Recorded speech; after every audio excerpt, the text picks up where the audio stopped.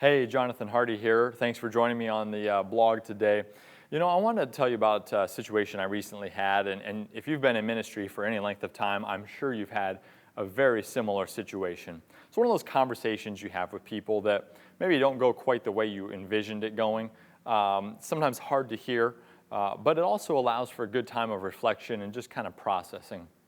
I had this conversation recently with an individual, and he was telling me about a little bit of dissatisfaction with some of the things happening at the church and the ministries that he was involved with, and to the point where he ended up at the end of the conversation saying that there's a good chance that they may end up looking for other churches. And of course, you hate to hear someone say that. It's just, it makes you feel like you're not doing a good job, or maybe there's something that wasn't working right. And in this particular situation, there were some other factors I think that played into this, and I feel like we've done a decent job overall with everything, and I don't think that I wouldn't look at it and say, well, it's the church's fault that they're leaving.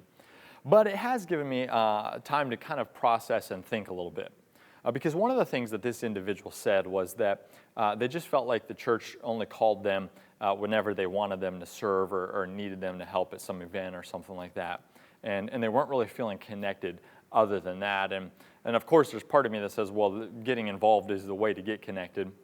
But then there's the part of me that says, well, I think that's something for us to consider. And that's what I want to share with you today as it relates to leading volunteers, leading people that are involved in your ministries. It's one thing to call people and to ask them to help out, and we have to do that. Obviously, we've got to fill the slots for Sunday or for the other events that are coming up. But then there's also a need for us to be developing relationship with these individuals. And I think that's one of the things that I pulled from this exact situation that I'm referring to, and them not feeling connected. And I think one of the things that's important for us, and my encouragement for you today, is as you're leading volunteers, as you're leading people, to make sure it's more than just about whatever you're trying to get them involved with. Make sure it's about them as an individual as well, and that you're intentionally building a relationship with the people that you're in. That are in your ministry. Because if you're building relationship with them, then they're beginning to get connected. And if you're helping them build relationships with other people in that ministry, then they're going to stick. They're not going to go anywhere. On the contrary, when people don't feel connected, then it's much easier for them to leave that ministry or leave the church entirely. And so it's very, very important that we're building relationship with people. Now, there's different types of leaders out there. You've got some people that are very relational leaders. Then you have other people who are less relational. I tend to be a little bit less relational. I'm more introverted by nature. And so for me, thinking through how do I build these relationships with people and maintain this when it doesn't necessarily come real natural to me, I think that's something that a lot of pastors and church leaders have to process. Now, for those of you who are more relational by nature. I mean, this is easy. You're just calling people up. But even still, you want to make sure that you're not showing favoritism, or you're not only calling those who are most like you or are most close to you. You want to make sure that you're kind of running through the entire list of your volunteers, so that way everyone is getting touch points.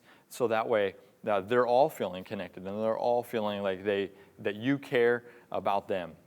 For those that are more introverted like myself, I've really begun to think about how can I systematically or methodically follow up with people, because that's how I'm wired. And so I began to think about, okay, well, you've got your list of volunteers, your list of people that are a part of your ministry.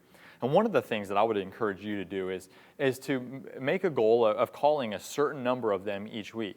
I mean, if I've got this list of people and I'm saying, okay, I'm going to make 10 calls a week or 15 calls a week, and I'm just checking in. No agenda, no, hey, can you serve here? Can you do this? It's just, hey, I'm checking in, thinking about you, praying for you. How can I be praying for you? That will go miles for you. And for people that are more introverted, you'll be able to have a systematic approach to doing this so that you're able to make sure that you're building relationships and you're not just plugging people in the slots and filling the holes for the needs on Sunday or for the events or whatever. But this relationship component, I mean, this is what it's all about. I mean, that's what ministry is all about. It's not about filling a slot or getting someone to volunteer. It's about people. And we got to make sure that in all the relationship aspects or all the ministry aspects of stuff, we don't forget about the relationship and the importance of showing care for people. I mean, as church leaders, that's critically important for us.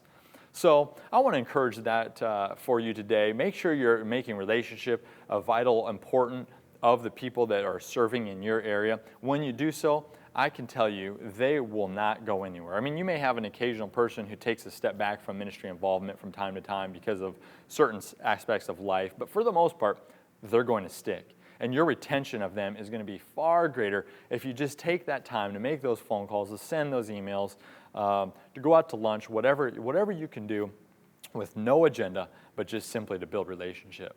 Well, I hope that's encouraging to you today. If you're watching this anywhere other than thehardygroup.org, I encourage you to head on over there, check out the blog, all the resources that we have for you, and also give us a thumbs up or thumbs down, give us some feedback on this video. I hope it's been encouraging for you, and I pray today that you have a great day. Make it a good one, and be blessed.